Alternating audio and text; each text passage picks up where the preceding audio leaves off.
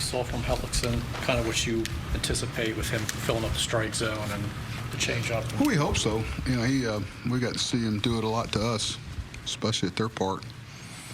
You know, that's get older and get a little wiser and know that more's not always better. He had good command on all his pitches. They couldn't take one out of play. A little cutter here and there and located fastball. Caleb and him worked well together.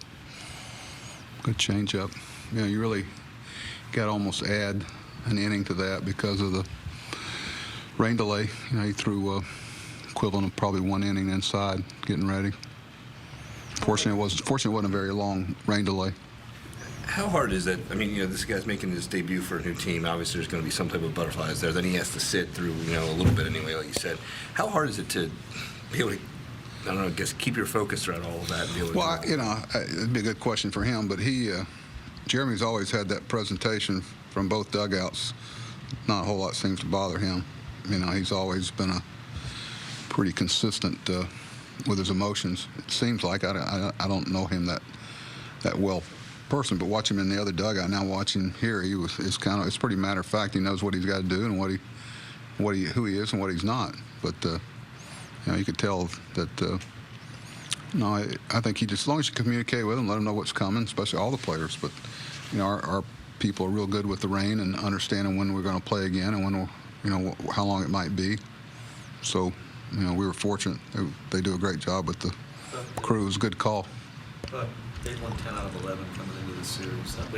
How, I guess, proud of you, of your team, of sweeping this team. Yeah, you know, we talked about in the advance meeting with the pitchers and the position players that, you know, we're facing probably the hottest team there is in the American League. And, you know, they're pitching. It was Vargas and Jeremy are a lot alike in how they pitch. Just one's left-handed, one's right-handed. And but I'm proud of that, knowing as we get into August and September, knowing, you know, the opportunities to make up some ground are going to be fleeting. So, you know, I don't need to remind them of that, but it certainly was you know, playing good team, playing well, and you know, we held our own against them.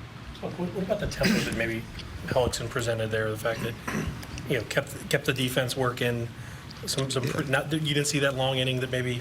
Well, John made some good plays, and you know, I'll be first to tell you that you know, when you're operating like that, it makes it a lot easier. We've talked about that a lot, but knowing that every pitch has got a chance to be a strike, and every pitch has got a chance to be put in play. I thought Chris Davis had a big hit to open it up. That was big for us. Your other new acquisition, Tim Beckham, double and triple. You know, you saw that speed that he had. Is it exciting to have that kind of dimension on the club? And you know, he did a good job of, you know, under control. When's the right time to do it there with one out? Make a good throw there, and he made a great read earlier on a line drive to third base that a lot of people don't, you know, get caught doubled off on that. In fact, John had a great read on a ball down the line that he's got honored going through. That's one reason why he didn't score. But that's, you know, I think as you get older and everybody seems to think that Tim's been playing. He's on, what is he, 27 now, and you know, start grasping some of those things. We think the timing's good for him to get where he's capable of getting, and we have, you know, obviously a good opportunity for him. As you guys were kind of searching for starting pitching over the middle part of the season, you talked about how things really clicked in April and early May when you were getting those long starts and the bullpen was lined up. At what point do you allow yourself to kind of think that you're getting back to that on a more consistent basis? End of September. You know, it really is. Pitching is so hard, and to put together long runs of good pitching out of 5 or 6 guys is really a challenge. But you know, right now they seem to be feeding off each other, and you know, Chris getting a chance tomorrow to get back to where he was before he had that outing in Texas.